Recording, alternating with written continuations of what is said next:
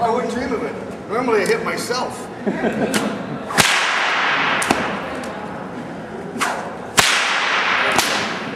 you get that? I got that.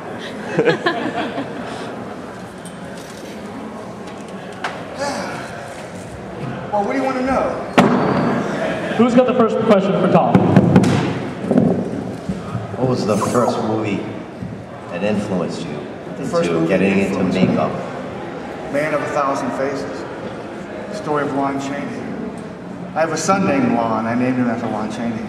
And he just had a baby girl, named her Chaney. So now there's a Chaney Savini in the world, you know? Can you imagine what that conversation is going to be like when she's 12? This is my father, Lon, my grandfather, Tom Savini, you know, it's like, yeah, she's got it made. But that was the first movie. I mean, that's the movie that made me realize somebody creates the monsters. So I decided then I wanted to be the guy that creates the monsters and the creatures and the makeup. Yeah. Yeah. What are your thoughts on all the remakes of horror movies and horror classics that they're doing nowadays? And do you think it's good for the industry? Do you think it's sacrilege, or what's your opinions on that? Well, some of them are sacrilege, of course. Wait, hang on a second. Someone's calling me. Actually, it was a text. I would have you all say hello to her if it was a call. Where were we?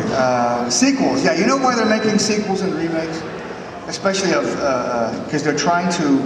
I'll tell you why. Because the original ideas are, your cell phone will kill you, or Jessica Alba gets an eye transplant and suddenly she can travel time. I mean, they're just stupid ideas, you know.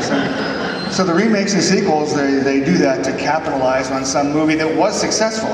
I mean, they don't do remakes and sequels of flops, you know, that's why. Because they're trying to capitalize on the success, because nobody's sure about what people want to see, you know, so they all want to see some movie, so let's make a sequel of it, you know. But some of them are good, some of them are sacrilegious, like you said.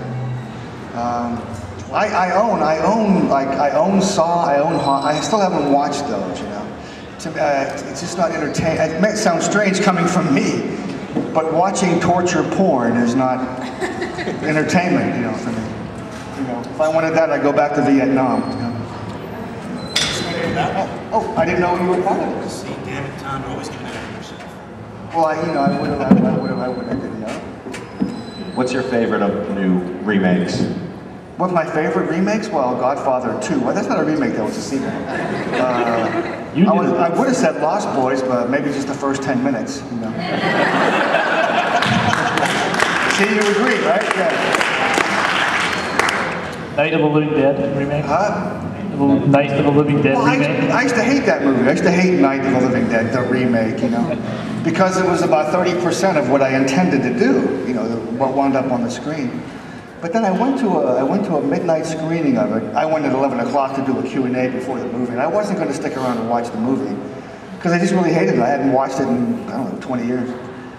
But I did. I sat there and I watched it, and it's good.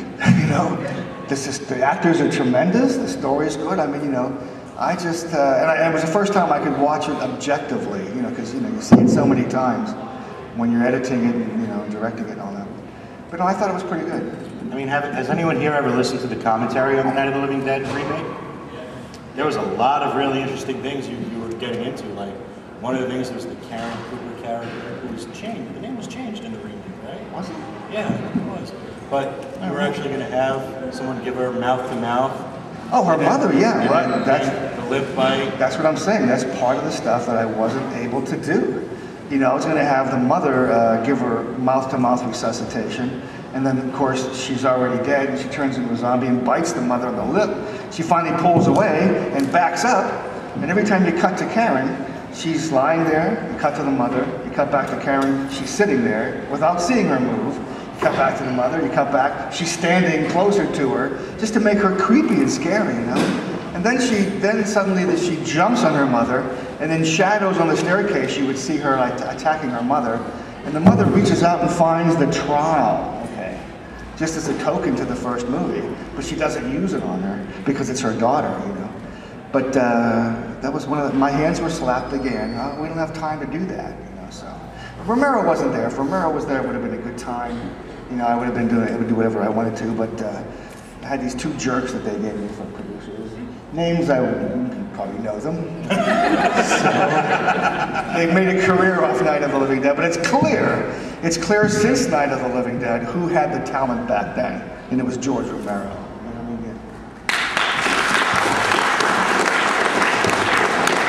What do you feel is your greatest accomplishment in What? your Where? work? I hear a voice. What do you feel is your greatest accomplishment in your work? In my work? Yeah, in all your films. Well, Day of the Dead probably, you know, I won the Saturn Award for Day of the Dead. I think that's my best stuff, my masterpiece. But I think the real masterpiece of splatter was Rob Bottin's The Thing, you know. That to me is the epitome of how far you can go with this stuff, you know. You know, he made me feel like I was just piddling around. But Day of the Dead probably, yeah. You touched upon Night of the Living Dead. I want to say probably my biggest nerd moment. I popped big when I saw the address was M. Celeste on the house. You're one of the few people in the world who understood, who got that. I think I instantly like paused it and ran into a book, which was pretty sad. But basically, when you say that you like about 30% of what you wanted to do, was there any kind of like character development that you didn't get into in the product? Well, you know, it wasn't intentional character development, but it would have had something to do with it. I mean, when Barbara goes back to the house at the end, and she was going to look up at the window and see some movement in the attic window, and she thinks that's Ben. She thinks that's where Ben's hiding. So she goes up there. This didn't happen. This is what I was going to do, you know. So she goes up there, and it's like an empty attic. There's junk furniture and stuff sitting around a full-length mirror. And from behind the full-length mirror, a hand comes around. It's Harry, you know. And then he says, "You came back." He says it up there. And then she raises the gun to shoot him. He ducks behind the mirror, and what we have is her image in the mirror. So she's aiming the gun at herself, shoots the mirror, and of course her image gets all bloated and distorted. Then I was going to do a POV of Harry falling, in other words, the camera falling, and the last thing he sees is her distorted image in the mirror, you know? And she sees it, of course. Then she goes out to, hang on a second. Jag off, it's Robert. Okay. Well, finish your call. Finish your call, you idiot. Yeah, the last time you put a fart machine under the chair and you kept hitting it. What are friends for, you know? Anyway, so she looks over the balcony and she says, "There's two more for the fire." And then they drag Ben and Harry out together and put them on the fire, face to face. Ben on the bottom, Harry on the bottom, Ben on top. To just show that what does it mean now? It means all this bickering meant nothing, you know. But once again, you don't have time to do that. Time. Every decision was based on time. I did 800 storyboards before we shot it. George looked at it and said, "That's great. You got a 6-week movie here. No, I'm sorry. You have an 8-week movie. You only have 6 weeks to shoot it." So they cut a whole scene of Tom when he goes to the gas pump and he catches on fire and his body blows the truck up. You know, the stuntmen were ready to do it, but somebody lied to George and said it would take 5 hours, so he cut that. He cut that before we started shooting the movie. You know, to make sure we had the dialogue scenes. Well, you know, you don't go to a movie to watch people talk unless you're watching My Dinner with Andre or something. You know, you go there to see something happen. So that's. Now you're bringing back all my hatred of this movie. I finally got to like it, now I know how I hate it